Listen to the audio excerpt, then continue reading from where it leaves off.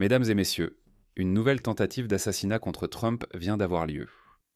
Pendant le discours de Trump lors de la réunion annuelle avec la presse, des coups de feu ont retenti. L'assassin a tenté de tirer sur Trump au milieu des journalistes. Il approchait de sa cible, à seulement 35 mètres. C'est précisément à cette distance du président des États-Unis d'Amérique qu'un homme armé s'est retrouvé ce soir à l'intérieur de l'un des lieux les plus sécurisés du pays. Protégé par les agents des services secrets, la police de Washington et tout le corps de presse de la Maison-Blanche. 35 mètres. Vers 20h30 locale, alors que les serveurs servaient le dîner dans la salle de bal bondée de l'hôtel Washington Hilton, des coups de feu ont retenti dans le couloir juste derrière les portes principales. 6 coups de feu, puis des cris, puis le chaos. En un instant, des agents des services secrets ont entouré le président, l'ont relevé et d'évacuer avec la première dame Melania hors de la salle. Des centaines de journalistes, de membres du cabinet et l'élite de Washington se sont jetés sous les tables, s'agrippant les uns aux autres sur le sol en marbre. Le correspondant de CNN, Wolf Blitzer, qui se tenait juste à l'entrée de la salle de bal, a littéralement été plaqué au sol par un policier. Le tireur a été neutralisé par les agents dans le vestibule, sans jamais entrer dans la salle. La menace a été neutralisée. Il a été abattu avant d'avoir pu mener son acte à terme. Trump n'a pas été blessé. Messieurs, ils ont déjà essayé auparavant. Soyons clairs, ce n'est pas un hasard. Ce n'est pas un incident isolé. C'est la 3e tentative d'assassinat contre le président des États-Unis en moins de 2 ans. Et cela sans compter les gouvernements étrangers qui, manifestement, élaboraient activement des plans similaires. Butler, Pennsylvanie, 13 juillet 1924. Thomas Matthew Crook, 20 ans, est monté sur le toit d'un bâtiment près du rassemblement où Trump s'exprimait et a ouvert le feu avec un AR-15 8 coups de feu. Une balle a effleuré l'oreille droite de Trump, 1 centimètre plus bas, et tout aurait pu se passer autrement. Le participant au rassemblement, Corey Comperatore, a été tué. Il protégeait sa famille. 2 personnes ont été grièvement blessées. Un tireur d'élite des services secrets a éliminé Crooks à travers la barrière. Le monde entier a vu Trump lever le poing serré, le visage ensanglanté, et s'est demandé comment un jeune homme avec un fusil avait pu s'approcher d'aussi près. Et jusqu'à présent, personne ne nous a donné de réponse claire. West Palm Beach, Floride. 15 septembre 1924. 64 jours plus tard, Ryan West le route. 58 ans, il s'est caché dans les buissons, près du 5e, du fairway du club de golf Trump avec un fusil chargé et il attendait. Il attendait que le président soit dans sa ligne de mire. Un agent des services bien secrets a aperçu à la dernière seconde le canon dans les buissons. Route a fui. Il a été attrapé, jugé et les procureurs ont requis la prison à vie. 2 tentatives en 2 mois. La même question mais plus fort. Pourquoi ? Comment cela continue-t-il d'arriver ? Il y avait aussi des complots iraniens.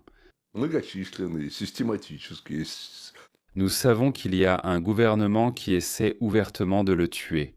Le corps des gardiens de la révolution islamique d'Iran a mené pendant des années un programme actif et bien organisé visant à éliminer Trump. En mars 1926, des frappes aériennes américaines ont éliminé le commandant du CGRI qui dirigeait cette opération. Il y a quelques semaines, l'espion iranien Asif Mershan a été condamné par un tribunal fédéral pour avoir organisé un réseau de tueurs à gages. Créé spécialement pour éliminer une seule personne, la suite de Donald J. Trump. Un État étranger engage des tueurs pour assassiner le président américain, ou des candidats à la présidence. Et ce soir, alors que l'Amérique est en conflit ouvert avec l'Iran, qu'un blocus naval resserre le détroit d'Ormuz, qu'une trêve fragile ne tient qu'à un fil, un homme armé fait son apparition lors du plus grand événement médiatique de l'année.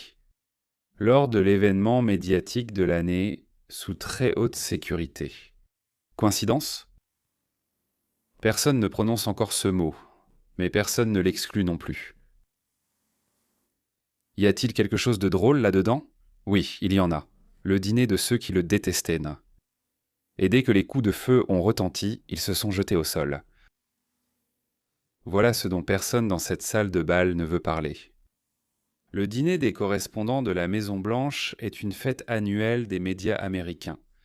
Les présentateurs, les rédacteurs, les chroniqueurs, les commentateurs, les personnes qui décident quelles histoires raconter au public et comment. C'est très important, la manière, n'est-ce pas ?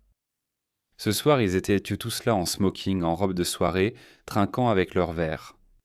À 40 verges de l'homme qu'ils ont essayé de détruire pendant des années. Pas politiquement détruire, mesdames et messieurs, je parle de détruire pour de bon.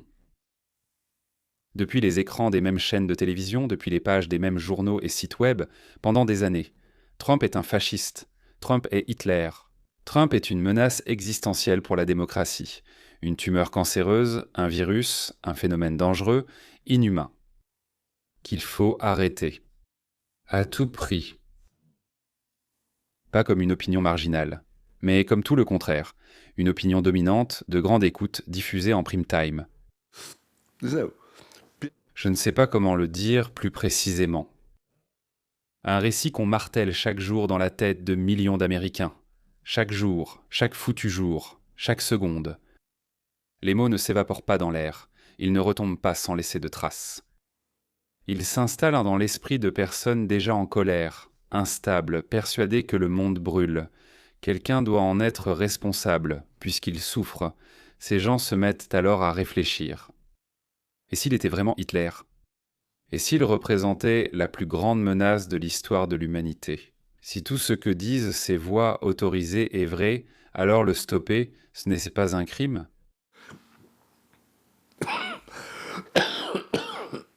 Je vous prie de m'excuser. C'est un devoir.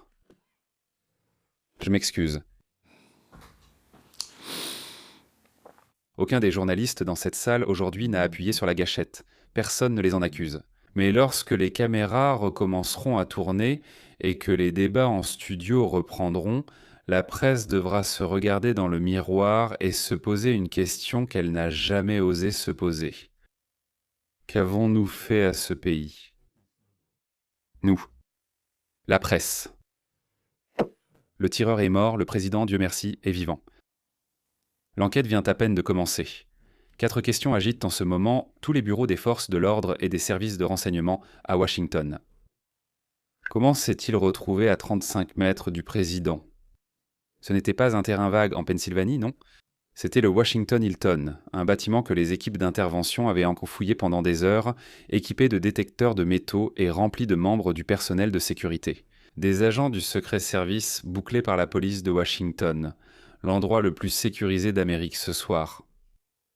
À part la Maison-Blanche elle-même, peut-être. Je ne sais pas. Néanmoins, un homme armé est entré, a passé le contrôle de sécurité et a tiré 6 coups avec le pistolet qu'il avait réussi à introduire. Dans le hall, à 35 mètres du président, c'est un échec catastrophique du système de sécurité. Quelqu'un devra fournir des explications très sérieuses. Deuxièmement. Mais comment a-t-il obtenu son accréditation ? Parce qu'on ne laisse pas entrer n'importe qui au dîner des correspondants. Chaque personne dans ce bâtiment a été préalablement vérifiée, approuvée, accréditée. Cela signifie une des deux choses. Soit cette personne avait de vrais documents. Eh bien, quelqu'un les lui a fournis, peut-être sans le savoir, peut-être sciemment. Soit le système d'accréditation a été compromis. Les deux options sont effrayantes. Si on peut faire entrer un tireur dans un événement présidentiel aujourd'hui, on peut le refaire. N'importe où, à n'importe quel événement, à n'importe quel moment. Encore une question. Mais qui est-il en fait ? On ne nous a pas donné son nom. Il n'y a pas de photo. Il n'y a pas de biographie. Cette nuit, il n'est qu'un corps, dans le hall du Washington Hilton. Mais au cours des prochaines 24 heures, son identité va dominer toutes les discussions politiques et de renseignement dans le pays. Était-il un extrémiste intérieur, radicalisé sur Internet, convaincu par les discours et la rhétorique que tuer Trump était la bonne chose à faire, une chose nécessaire, une chose importante, qu'il fallait vivre, qu'il fallait sacrifier sa vie, qu'on pouvait tout donner sur l'autel tant que ce mal disparaissait ? Ou était-il un agent étranger, un opérateur du CGRI, agissant sur ordre de Téhéran au moment même où les États-Unis et l'Iran sont au bord d'une reprise de la guerre ? Ou bien un homme seul, mentalement instable, brisé par un environnement médiatique conçu pour attiser la haine au maximum. D'ailleurs, il est difficile d'y croire.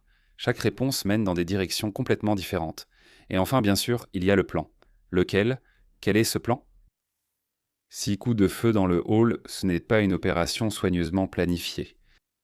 Il n'a pas réussi à pénétrer dans la salle. Il ne s'est pas approché assez près pour viser. C'était une mission suicide qui a été menée, dès la première barrière. Se préparer aussi bien et échouer dès la première barrière, c'est vraiment étrange. Peut-être que c'était une diversion pour autre chose. Peut-être que c'est un message adressé à Trump, à l'Amérique, à un gouvernement étranger qui suit de près ce qui se passe dans le détroit d'Ormuz.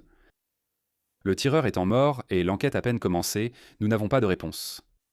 Mais dans le contexte de la situation avec l'Iran, de la guerre en Ukraine et d'un monde qui semble se désintégrer, le moment de cette attaque exige que toutes les questions soient néanmoins posées, sans exception. Et il faut obtenir des réponses à toutes ces questions.